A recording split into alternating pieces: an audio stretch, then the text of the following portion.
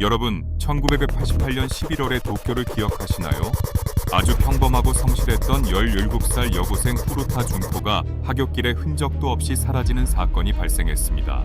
그저 평소처럼 자전거를 타고 집으로 돌아가던 길이었는데 그 길이 영영 돌아올 수 없는 지옥으로 연결될 줄은 아무도 몰랐죠. 정말이지 너무나 평범한 일상이 순식간에 난도질당한 겁니다.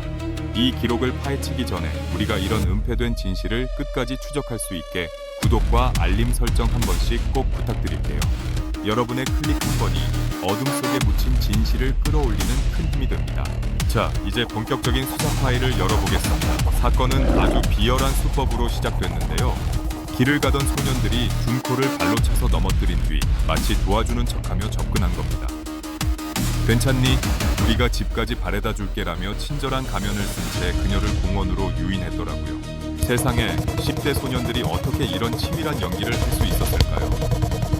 심리학적으로 보면 이건 상대를 안심시켜 경계심을 무너뜨리는 전형적인 포식자의 수법입니다. 공원에 도착하자마자 소년들은 본색을 드러내며 그녀를 위협하고 아지트로 끌고 갔는데요. 여기서 더 기가 막힌 건 준코에게 강요해서 집에 전화를 걸게 했다는 사실입니다. 엄마, 나 친구네 집에서 며칠 자고 갈 거니까 걱정하지 마세요 라고 말이죠. 이 짧은 통화 한 통이 준코의 유일한 구출 기회를 완전히 박살내버리고 말았습니다. 소년들은 심리학의 일관성의 원칙을 아주 악질적으로 이용한 건데요. 부모님이 딸의 목소리를 직접 들었으니 가출로 믿게 만들어 경찰 신고를 늦추게 하려는 계산이었습니다. 실제로 부모님은 그 목소리를 믿고 며칠을 기다리셨다고 하더라고요. 그동안 준코는 차가운 방에 갇혀서 공포에 떨고 있었는데 말이죠.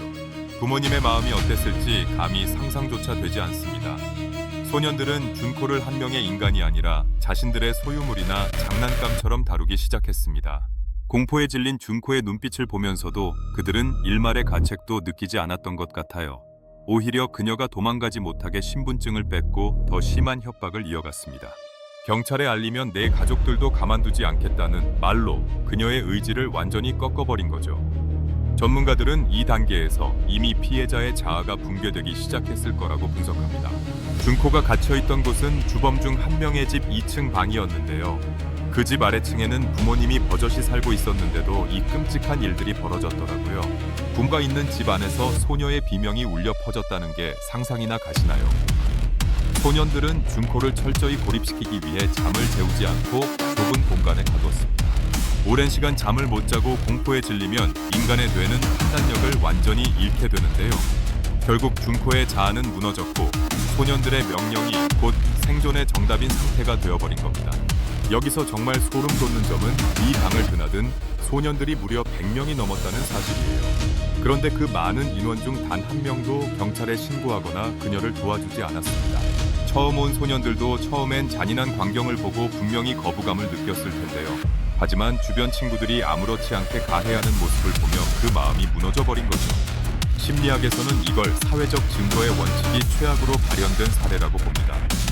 모두가 저러고 있으니 저게 맞는 건가 보다 라는 존중심리가 한 소녀의 생명을 짓밟은 겁니다. 가해자들은 서로의 잔인함을 경쟁하듯 더 끔찍한 학대 방법을 고안해냈더라고요. 인간의 존엄성이 완전히 말살된 그 방은 말 그대로 지옥 그 자체였습니다.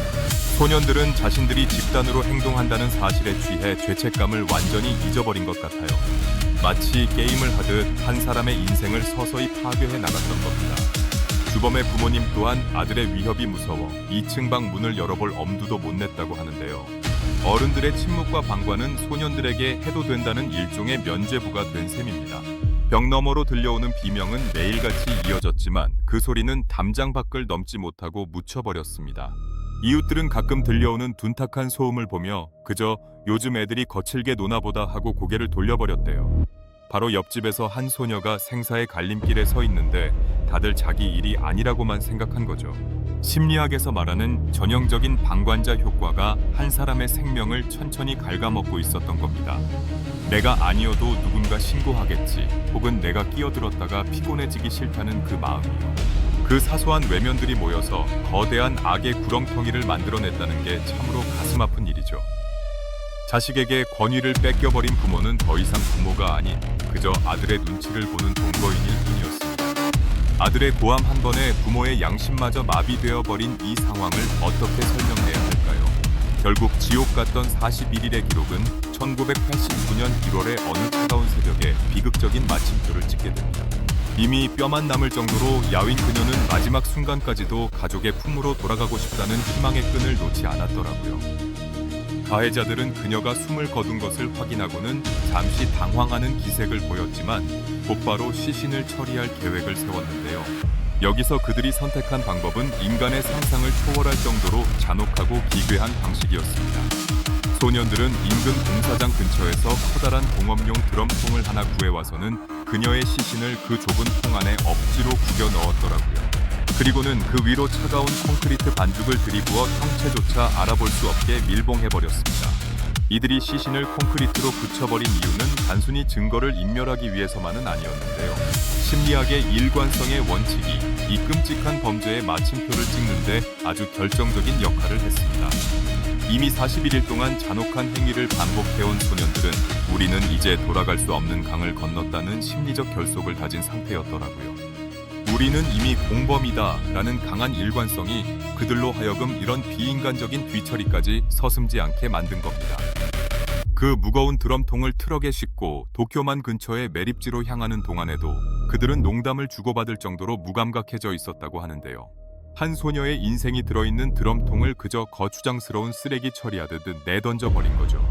범행 현장이었던 그 2층 방에는 준코가 마지막까지 남긴 흔적들이 고스란히 남아 수사관들을 기다리고 있었습니다. 소년들이 아무리 지우려 해도 지워지지 않는 그날의 비명과 피눈물이 벽지 구석구석에 배어 있었던 거죠. 드디어 법정에 선 가해의 소년들은 반성하는 기색은커녕 자신들의 범행을 축소하기에 바빴는데요. 검찰은 주범들에게 무거운 형량을 구형했지만 재판부의 판단은 대중의 기대와는 너무나 달랐습니다. 당시 일본의 소년법은 가해자들이 아직 어리고 교화의 가능성이 있다는 이유로 그들을 감싸더라고요. 주범들은 고작 징역 20년 이하의 형을 선고받았고 공범들은 그보다 훨씬 짧은 형량으로 풀려나게 되었습니다. 이걸 심리학에서는 호감의 오류 혹은 후광 효과의 그림자로 보기도 하는데요. 평범한 학생처럼 보이는 겉모습과 어린 나이라는 요소가 판결 과정에서 잔혹한 본성을 가려버린 셈입니다. 출소한 가해자들은 이름을 바꾸고 아주 평범한 이웃으로 위장해 살아가고 있습니다. 하지만 소름 돋는 건 그들 중 일부는 사회에 나온 뒤에도 또 다른 강력 범죄를 저질러 다시 감옥에 갔다는 사실이에요.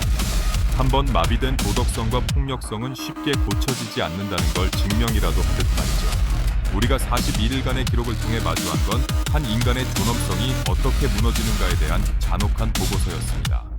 우리가 이 사건을 잊지 않고 계속해서 이야기해야 하는 이유가 바로 여기에 있습니다.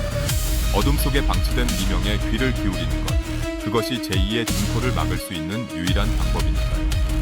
오늘 블랙파일이 전해드린 이 비극적인 수사 기록이 여러분의 가슴속에 깊은 울림과 경각심으로 남았으면 좋겠네요.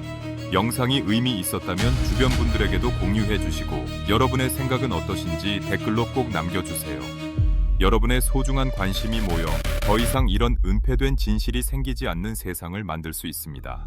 긴 시간 동안 함께 해주셔서 진심으로 감사드리고요. 저는 다음 파일로 돌아오겠습니다. 매몰될 뻔한 1%의 진실, 블랙파일은 여기서 마칩니다. 하지만 기억하세요. 어둠은 생각보다 항상 당신 곁에 가까이 있습니다.